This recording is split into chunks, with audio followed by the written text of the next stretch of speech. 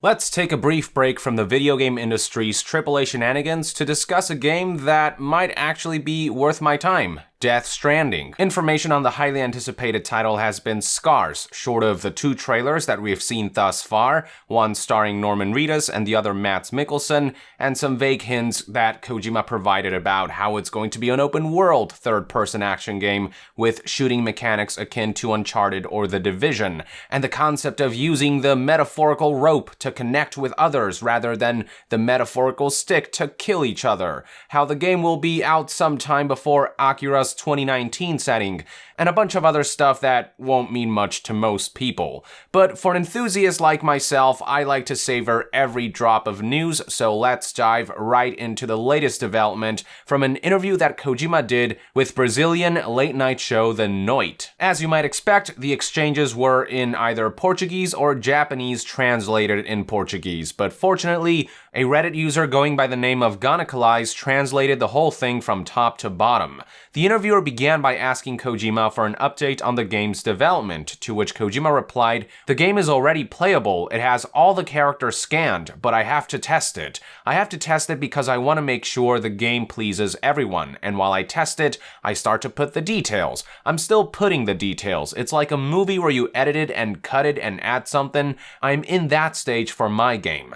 So it looks like much of the groundwork is already in place for the game. He compares the current state of the game's development to the editing phase in a movie. If we take what Kojima's saying at face value, this could mean that much of the performance capture and filming for the game is complete. That's not to say that there won't be more recording sessions down the line, and it's worth noting that in game development, performance capture and voice recording tend to happen later in the process than when making films, but still, it sounds like Kojima and team have made significant headway. It's all about adding or cutting or adjusting details now, which is not a bad place to be considering that the game has been in development for almost 3 years now. Speaking of details, the interviewer's next question asked Kojima about his tendency to be meticulous and detail-oriented, to which Kojima replied, "Yes, I'm very meticulous, but you can not only focus on the details, you have to think on everything else or the game will not be very good. A game maker is a bit antisocial because of that. You have to be focused all day."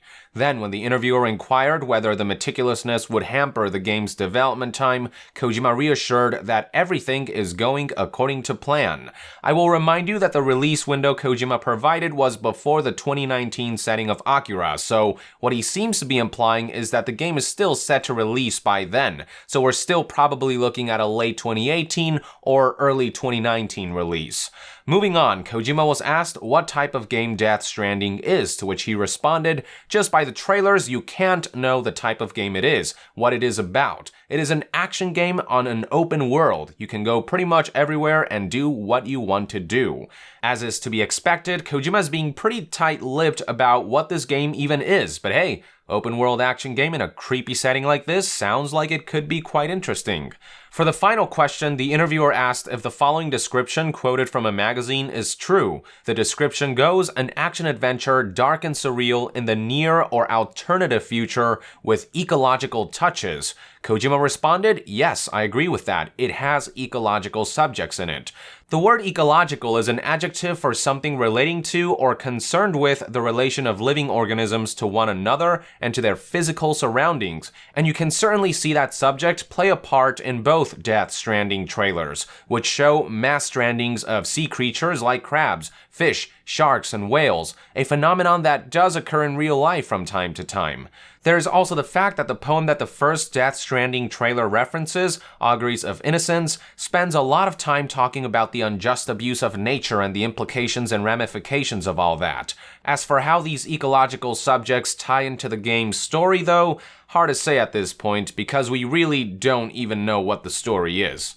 To close off the interview, Kojima reiterated how he wants to make a game where you not only use the stick to attack, but also the rope to form connections and do all kinds of different things. We still don't know what form that will take, but I'm sure we'll find out when Kojima finally blows the lid on Death Stranding's gameplay, which I'm hoping will happen as a world premiere during the 2017 Video Game Awards, but if not, E3 2018 it is. So yeah, not a lot of info on the game itself aside from a few vague details like how it's going to have ecological subjects, but reassurances on the game's development are definitely comforting to hear about every once in a while. We know now that at this point he's pretty much scanned all the actors in the game and he's got a foundation upon which he's now adding, subtracting, or tweaking details. As for what other actors we might see in the game aside from Norman and Mads, I'll say that Stephanie Houston seems like a very safe bet, and Kevin Durand might be likely. I'm sure Kojima will also hire a bunch of other actors to provide additional voices for some of the game's smaller characters.